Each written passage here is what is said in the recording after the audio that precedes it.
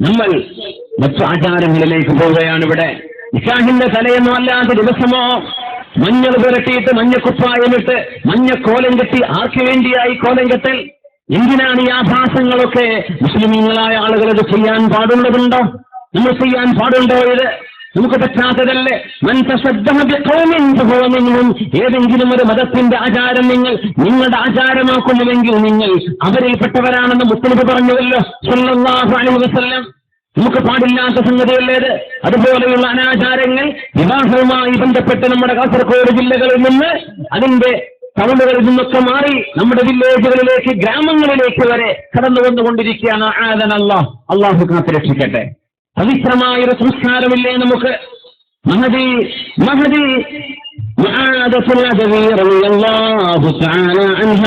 അവരുടെ ഭർത്താവ് മരിച്ചതിൽ പിന്നെ ഭർത്താവിന്റെ മരണശേഷം മഹദ് റളിയല്ലാഹു അൻഹു വിരിപ്പിൽ കിടക്കയിൽ പിന്നെ വിരിപ്പ് വിരിക്കാറില്ലായിരുന്നു. പച്ചക്കട്ടിലില്ല കിടക്കാറുണ്ടായിരുന്നത്. ഭർത്താവിന്റെ വിയോഗത്തിന്റെ ശേഷം അവർ തന്റെ മുലകുടി ബന്ധമുള്ള ഒരു സഹോദരനോട് പറഞ്ഞു, മുആദ് റളിയല്ലാഹു അൻഹു പറഞ്ഞു, മോനെ, ഞാൻ ഈ ലോകത്ത് ജീവിക്കുന്നത് ഈ ലോകം ആസ്വദിക്കാനല്ല, ഇവിടത്തെ വന്നമാരുതൻ അനുഭവിക്കാനുമല്ല.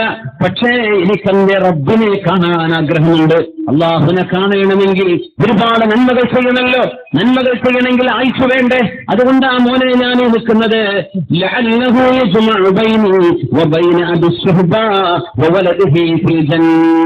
അങ്ങനെ എനിക്ക് ഒരുപാട് കർമ്മങ്ങൾ ചെയ്തിട്ട് എന്റെ ഭർത്താവ് എന്ന് പറഞ്ഞ അബൂ സുഹ്ബാഇനെയും എന്റെ മോനെയും സ്വർഗത്തിൽ വെച്ച് കാണണം. അതിനാണ് എന്റെ ഭർത്താവിന്റെ മരണശേഷം, എന്റെ മക്കൾ മരിച്ചുപോയതിന്റെ ശേഷം ഞാൻ ജീവിക്കുന്നത് എന്റെ റബ്ബിനെ കാണാനുള്ള ആഗ്രഹത്തിലാണ്.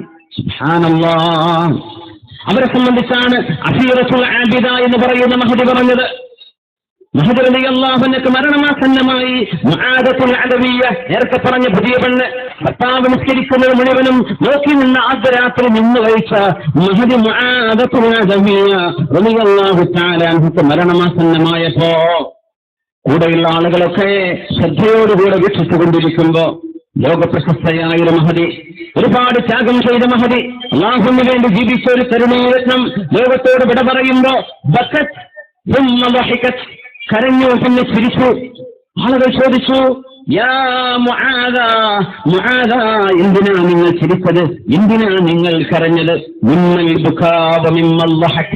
എന്തിനായിരുന്നു ഈ ചിരി? എന്തിനായിരുന്നു ഈ കരച്ചിൽ? അവർ പറഞ്ഞു, ഞാൻ കരയാൻ കാരണം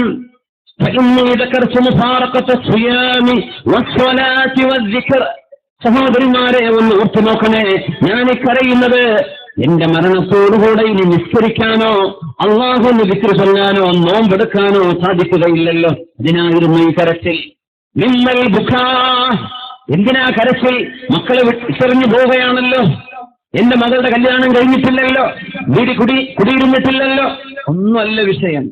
മിമ്മൽ ബുകാ, എന്തിനായി കരച്ചിൽ? കാരണം കണ്ണുകൾ അടഞ്ഞുപോയാൽ പിന്നീട് ദിക്ർ ചൊല്ലാൻ കഴിയില്ലല്ലോ. കണ്ണുകൾ അടഞ്ഞുപോയാൽ എഴുന്നേറ്റ് നിസ്കരിക്കാൻ കഴിയില്ലല്ലോ. കണ്ണുകൾ അടഞ്ഞുപോയാൽ പകൽ നേരത്തെ നോമ്പെടുക്കാൻ കഴിയില്ലല്ലോ. ഇനി എനിക്ക് എന്റെ റബ്ബിനോട് അടുക്കാനുള്ള വഴികൾ നഷ്ടപ്പെടുകയല്ലേ? ആ സങ്കടമോട്ട് കരയുകയാണെന്നും ഞാൻ ചിരിക്കാൻ കാരണം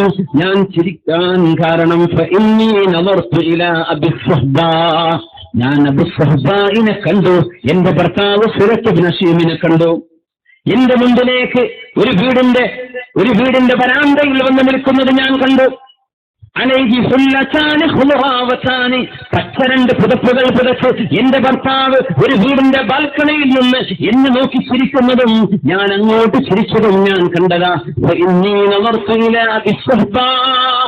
ഇതൊരു വലിയ അനുഭവമാണ്.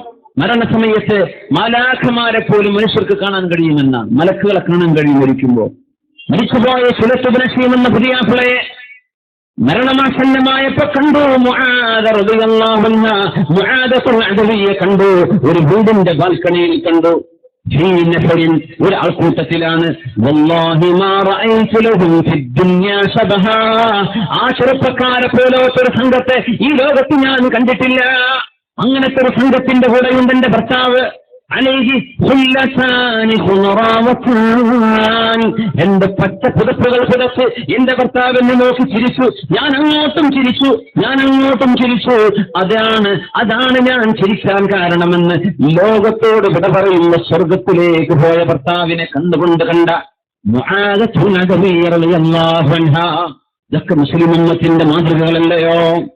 ആ മഹദി പറഞ്ഞു, വലാ അറാനി ഉദ്രികു ബഅദ ദാലിക ഫർളൻ മഅകും. പെണ്ണുങ്ങളെ, നിങ്ങൾ എന്റെ മരണം കാണാൻ വന്നവരല്ലേ, നിങ്ങളോടൊന്ന് ഞാനൊന്ന് പറയട്ടെ, എന്റെ ഭർത്താവിനെ ഞാൻ കണ്ടുവല്ലോ, ഇനി ഒരിക്കലും ഒരു ഫർള് നിസ്കാരത്തിന്റെ സമയം നിങ്ങളോടൊപ്പം ഞാൻ ഇവിടെ ബാക്കിയുണ്ടാവില്ല. അടുത്ത ബാങ്ക് കൊടുക്കുമ്പോഴേക്ക് ഞാൻ ഇവിടെ നിന്ന് പോവുകയാണ്. മുഹറിന്റെ ബാങ്ക് കൊടുക്കുന്നതിന്റെ മുമ്പേ ആ മഹദി ലോകത്തോട് വിട പറയുകയും ചെയ്തു. എങ്ങനെയാണ് ഇതൊക്കെ സാധിച്ചത്? തന്റെ മരണം എപ്പോൾ സംഭവിക്കുമെന്ന് കൃത്യമായി പറയുകയും തന്റെ മുമ്പേ കഴിഞ്ഞുപോയ സാത്വികനായ ഒരു ഭർത്താവിനെ കണ്ടുകൊണ്ട് സ്വർഗ്ഗലോകത്ത് വെച്ച് നടക്കുന്ന ഒരു കാര്യം, ദൃശ്യം അള്ളാഹുവിടെ വെച്ച് കാണിച്ചു കൊടുക്കുന്നതും സ്വർഗം കണ്ട് മരിച്ചുപോയ മഹദി റളിയല്ലാഹു തആല അൻഹയാണ് മുആദത്തുൽ അദവിയ്യ റളിയല്ലാഹു അൻഹ.